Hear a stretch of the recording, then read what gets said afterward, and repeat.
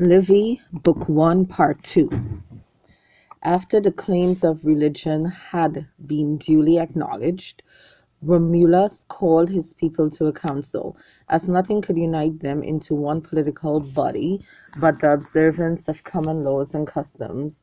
He gave them a body of laws which he thought would only be respected by a rude and uncivilized race of men if he inspired them with awe by assuming the outward symbols of power. He surrounded himself with great estate, and in particular he called into his service 12 lictors.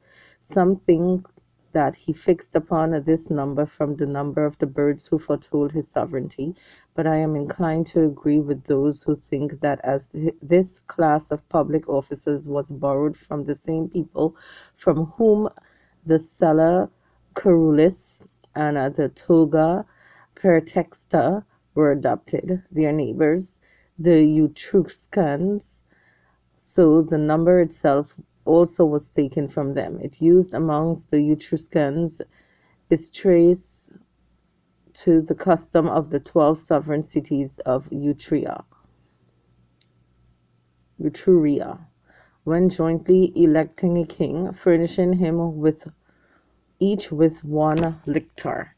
Meantime, the city was growing by the extension of its walls in various directions, an increase due rather to the anticipation of its future population than to any present overcrowding. His next care was to secure an addition to the population that the size of the city might not be a source of weakness. It had been the ancient policy of the founders of cities to get together a multitude of people to obscure and low origin of multitude of people of obscure and low origin, and then to spread the fiction that they were the children of the soil.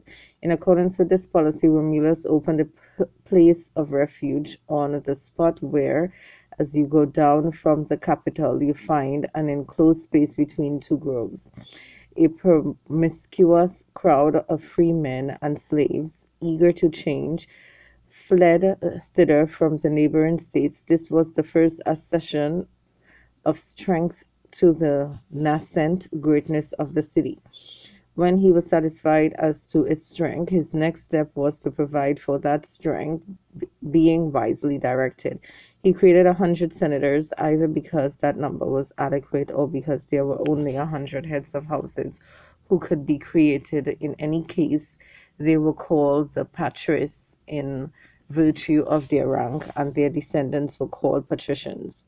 The Roman state had now become so strong that it was a match for any of its neighbors in war, but in greatness threatened to last for only one generation, since through the absence of women there were no hope of offspring, and there was no right of intermarriage with their neighbors. Acting on the advice of the Senate, Romulus sent envoys amongst the surrounding nations to ask for alliance and the right of intermarriage on behalf of his new community. It was represented that cities, like everything else, sprung from the humblest beginnings, and those who were helped on by their own courage and the favor of heaven won for themselves great power and great renown. As to the origin of Rome, it was well known that whilst it had received divine assistance, courage and self-reliance were not wanting. There should therefore be no reluctance for men to mingle their blood with their fellow men. Nowhere did the envoys meet with a favorable reception, whilst their proposals were treated with contumely. There was at the same time a general feeling of alarm at the power so rapidly growing in their midst. Usually they were dismissed with the question whether they had opened an asylum for women, for nothing short of that would secure for them intermarriage on equal terms. The Roman youth could ill brook such insults, and matters began to look like an appeal to force to secure a favorable place and time for such an attempt. Romulus, disguising his resentment, made elaborate preparations for the celebration of games in honor of equestrian Neptune, which he called the Consuelia. He ordered public notice of the spectate to be given amongst the adjoining cities, and his people supported him in making the celebrations as magnificent as their knowledge and resources allowed us, so that expectations were raised to the highest pitch. There was a great gathering. People were eager to see the new city.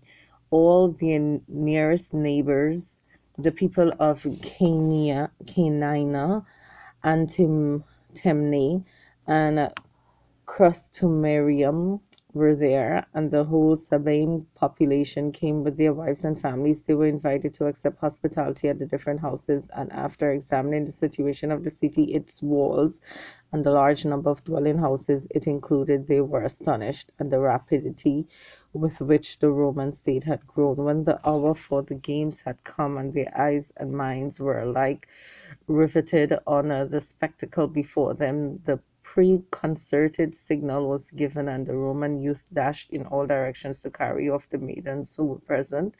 The larger part were carried off indiscriminately, but some particularly beautiful girls who had been marked out for the leading patricians were called to their houses by plebeians, told off for the task. One conspicuous amongst them all for grace and beauty is reported to have been carried off by a group led by a certain Thalassius, and to the many inquiries as to whom she was intended for, the invariable answer was given for Thalassius.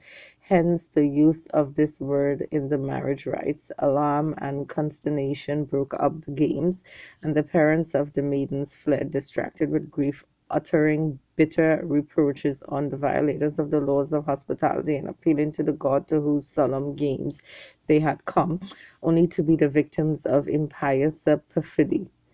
The adopted maidens were quite as despondent and indignant. Romulus, however, went round in person and pointed out to them that it was all owing to the pride of their parents in denying right of intermarriage to their neighbors. They would live in honorable wedlock and share all the property and civil rights, and dearest of all to human nature would be the mothers of free men. He begged them to lay aside their feelings of resentment and give their affection to those whom fortune had made masters of their persons. And injury had often led to reconciliation and love. They would find their husbands all the more affectionate because each would do his utmost, so far as in him lay, to make up for the loss of parents and country. These arguments were reinforced by the endearments of their husbands, who excused their conduct by pleading the irresistible force of their passion, a plea effective beyond all others in appealing to woman's nature. The feelings of the abducted maidens were now pretty complicated, completely appeased, but not so those of their parents. They went about in mourning garb and tried by their tearful complaints to rouse their countrymen to action, nor did they confine their remonstrance to their own cities. They flocked from all sides of Titius, the king of the Sabines, and sent formal deputations to him, for his was the most influential name in those parts. The people of Canina, Crustumerium, and Atemne were the greatest sufferers. They thought Tatius and his Sabines were too slow in moving, so these three cities prepared to make war conjointly. Such, however, were the impatience and anger of the Cainensians, that even the Custrumenians and Atimnates did not display enough energy for them. So the men of Cainina made an attack upon Roman territory on their own account, whilst they were scattered far and wide, pillaging and destroying. Romulus came upon them with an army, and after a brief encounter told them that anger is futile without strength. He put them to a hasty fight, and following them up, killed their king and despoiled his body. Then, after slaying their leader, took their city at the first assault. He was no less anxious to display his achievements than he had being great in performing them. So after leading his victorious army home, he mounted to the capital with the spoils of his dead foreborn before him on a frame constructed for the purpose. He hung them there on an oak, which the shepherds looked upon as a sacred tree, and at the same time marked out the site for the temple of Jupiter, and addressing the god of a new title, uttered the following invocation: Jupiter Ferretrius. Ferretrius. These arms taken from a king one, Romulus, a king and conqueror, bring to thee, and on this domain, whose bounds I have in will and purpose traced, I dedicate a temple to receive the spolia opima, which posterity, following my example, shall bring hither, taken from the kings and generals of our foes slain in battle. Such was the origin of the first temple dedicated in Rome, and the gods decreed that though its founder did not utter idle words in declaring that posterity would thither bear their soils, still the splendor of the offering should not be dimmed by the number of those who have revealed his achievement. For after so many years have elapsed and so many wars been waged, only twice have the spolia opima been offered. No seldom has fortune granted that glory to men. Whilst the Romans were thus occupied, the army of Antemnates seized the opportunity of their territory being unoccupied and made it rain into it. Romulus hastily led his legion against this fresh foe and surprised them as they were scattered over the fields. At the very first battle shout and charge, the enemy were routed and their city captured. Whilst Romulus was exulting over this double victory, his wife Hesilia, moved by the entreaties of the abducted maidens, implored him to pardon their parents and receive them into citizenship, for so the state would increase in unity and strength. He readily granted her request. He then advanced against the Crustuminians, who had commenced war, but their eagerness had been damped by the successive defeats of their neighbors, and they offered but slight resistance. Colonies were planted in both places owing to the fertility of the soil of the Crustumine district. The majority give their names for that colony. On the other hand, there were numerous migrations to Rome, mostly of the parents and relatives of the abducted maidens. The last of these wars was commenced by the Sabines and proved the most serious of all, for nothing was done in passion or impatience. They masked their designs till war had actually commenced. Strategy was aided by craft and deceit, as the following incident shows. Superius Tarpius was in command of the Roman citadel, whilst his daughter had gone outside for fortification to fetch water for some religious ceremonies. Tatius bribed her to admit his troops within the citadel. Once admitted, they crushed her to death beneath their shields.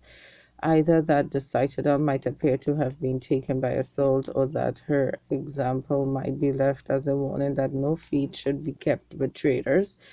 A further story runs that the Sabines were in the habit of wearing heavy gold armlets on their left arms and richly jeweled rings, and that the girl made them promise to give her what they had on their left arms. Accordingly, they piled their shields upon her instead of golden gifts.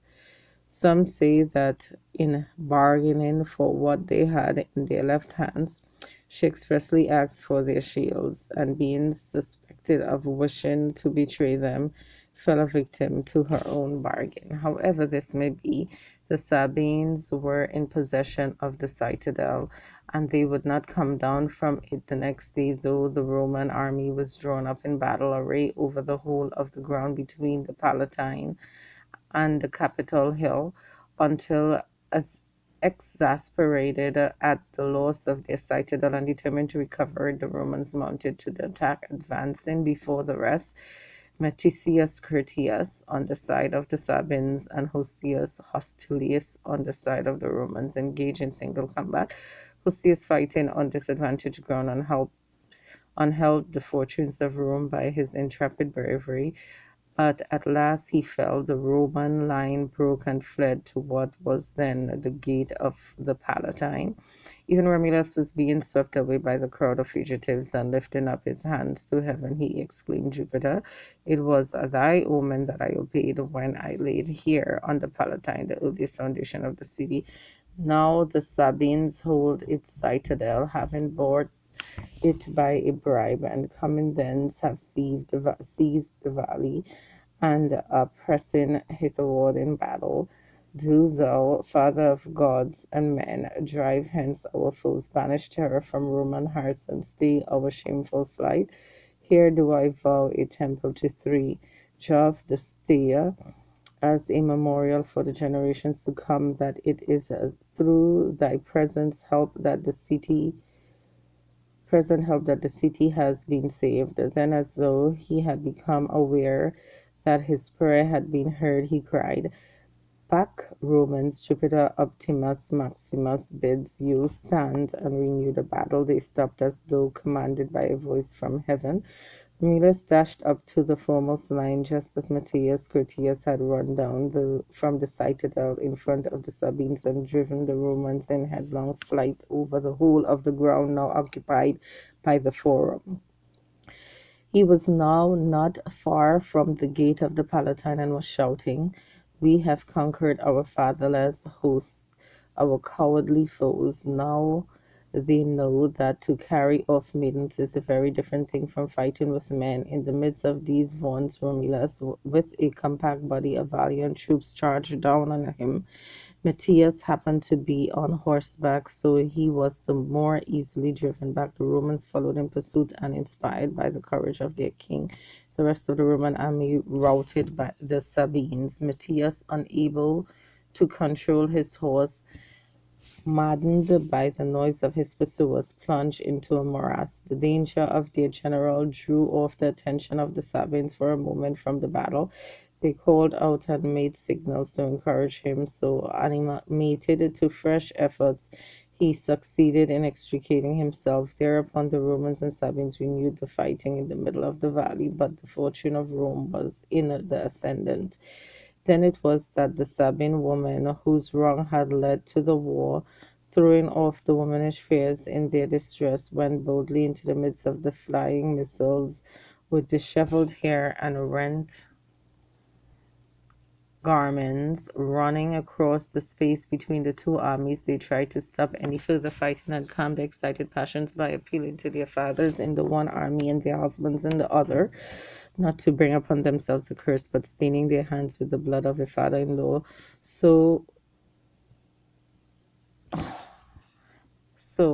or a son-in-law, or upon their posterity the taint of a parricide. If they cried, You are weary of these ties of kindred, these marriage bonds, then turn your anger upon us. It is we who are the cause of the war. It is we who have wounded and slain our husbands and fathers. Better for us to perish rather than live without one or the other of you, as widows are or as orphans. The armies and their leaders were alike moved by this appeal. There was a sudden hush and silence. Then the generals advanced to arrange the terms of a treaty. It was not only peace that was made, the two nations were united into one state. The royal power was shared between them, and the seat of government for both nations was Rome. After thus doubling the city, a concession was made to the Sabines in the new appellation of Quirites from their old capital of Cures. As a memorial of the battle, the place where Curtius got his horse out of the deep marsh on the safer ground was called the Curtin Leak. The joyful peace, which put an abrupt close to such a deplorable war, made the Sabine women still dearer to their husband and fathers, and most of all to Romulus himself. Consequently, when he effected the distribution of the people into the 30 curiae, he affixed their names to the curiae. No doubt that there were many more than 30 women, and tradition is silent as to whether those whose name were given to the curiae were selected on the ground of age or on that of personal distinction, either their own or their husbands, or merely by lot. The enrollment of the three centuries of knights took place at the same time.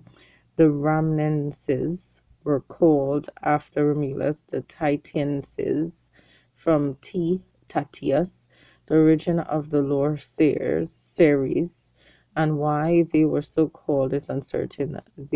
Thenceforward, the two kings exercised their joint sovereignty with perfect harmony. Some years subsequently, the kinsmen of King Tatius ill-treated the ambassador of the Laurentines. They came to seek redress from him in accordance with international law, but the influence and importunities of his friends had more weight with Tatius than the remonstrance of Laurentines. The consequence was that he brought upon himself the punishment due to them, for when he had gone to the annual sacrifice of Lavinium, a tumult arose in which he was killed. Romulus is reported to have been less distressed at this incident than his position demanded, either because of the insincerity inherent in all joint sovereignty, or because he thought he had deserved his fate. He refused therefore to go to war, but that the wrong done to the ambassador and the murder of the king might be expiated.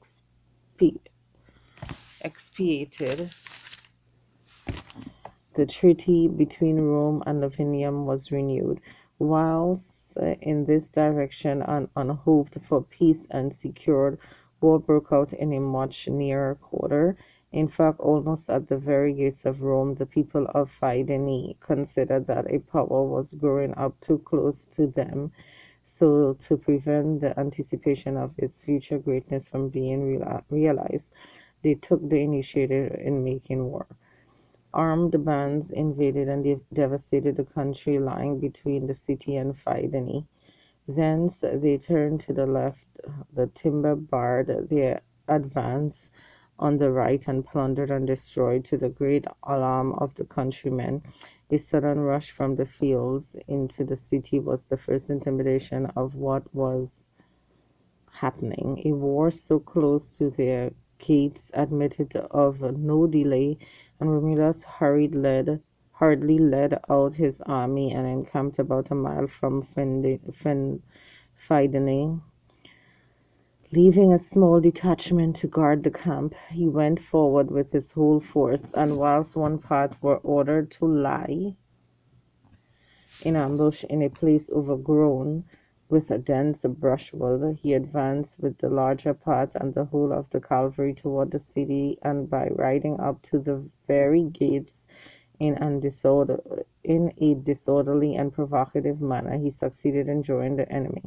The cavalry continued these tactics, and so made the flight which they were to feign seemed less suspicious, and when their apparent hesitation whether to flight or to flee was followed by the retirement of the infantry, the enemy suddenly poured out of the crowded gates, broke the Roman line, and pressed on in eager pursuit till they were brought to where the ambush was set. Then the Romans suddenly rose and attacked the enemy in flank. Their panic was increased by the troops in the camp bearing down upon them. Terrified by the threatened attacks from all sides, the Fidenates turned and fled almost before Romulus and his men could wheel round from their simulated flight. They made for their town much more quickly than they had just before pursued those who pretended to flee, for their flight was a genuine one. They could not, however, shake off the pursuit. The Romans were on their heel, and before the gate could be disclosed against them, burst through pell-mell and the enemy. The contagion of the war spirit in the Fidene infected the Vientes. These people were connected by ties of blood with the Fidenates, who were also Etruscans, and an additional incentive was supplied by the mere proximity of the place. Should the arms of Rome be turned against all her neighbors, they made an incursion into Roman territory rather for the sake of plunder than as an act of regular war.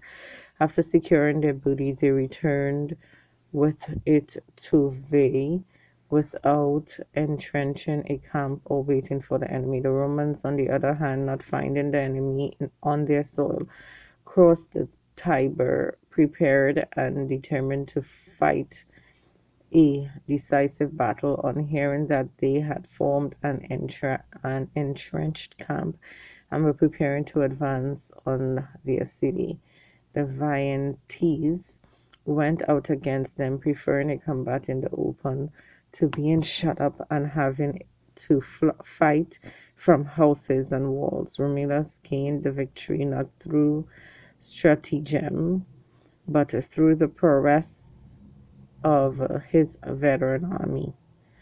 He drove the routed enemy up to their walls, but in view of the strong position and fortifications of the city, he abstained from assaulting it. On his march homeward, he devastated their fields more out of revenge than for the sake of plunder. The loss thus sustained no less than the previous defeat broke the spirit of the Viantes, and they sent envoys to Rome to sue for peace. On condition of a cession of territory, a truce was granted to them for 100 years. These were the principal events at home and in the field that marked the reign of Romulus. Throughout, whether we consider the courage he showed in covering his ancestral throne, or the wisdom he displayed in founding the city and adding to its strength through war and peace alike, we find nothing incompatible with the belief in his divine origin and his admission to divine immortality after death. It was, in fact, through the strength given by him that the city was powerful enough to enjoy an assured peace for 40 years after his departure. He was, however, more acceptable to the populace than to the patricians, but most of all was he the idol of his soldiers. He kept a bodyguard of 300 men round him in peace as well as in war. These he called the Celeris. After these immortal achievements, Romulus held a review of his army at the Caprae Palace in the Campus Martius. A violent thunderstorm suddenly arose and enveloped the king in so dense a cloud that he was quite invisible to the assembly. For that hour Romulus was no longer seen on earth. When the fears of the Roman youth were allayed by the return of bright calm sunshine, after such fearful weather, they saw that the royal seat was vacant, whilst they fully believed the assertion of the senators who had been standing close to him, that he had been snatched away to heaven by a whirlwind. Still, like men suddenly bereaved, fear and grief kept them for some time speechless.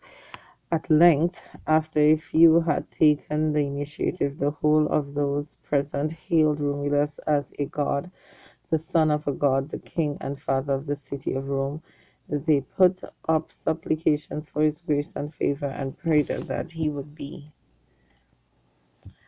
propitious to his children and save and protect them. I believe, however, that even then there were some who secretly hinted that he had been torn from limb by the senators. A tradition to this effect, though certainly a very dim one, has filtered down to us. The other, which I follow, had been the prevailing one, due no doubt to the admiration felt for the man and the apprehension cited by his disappearance.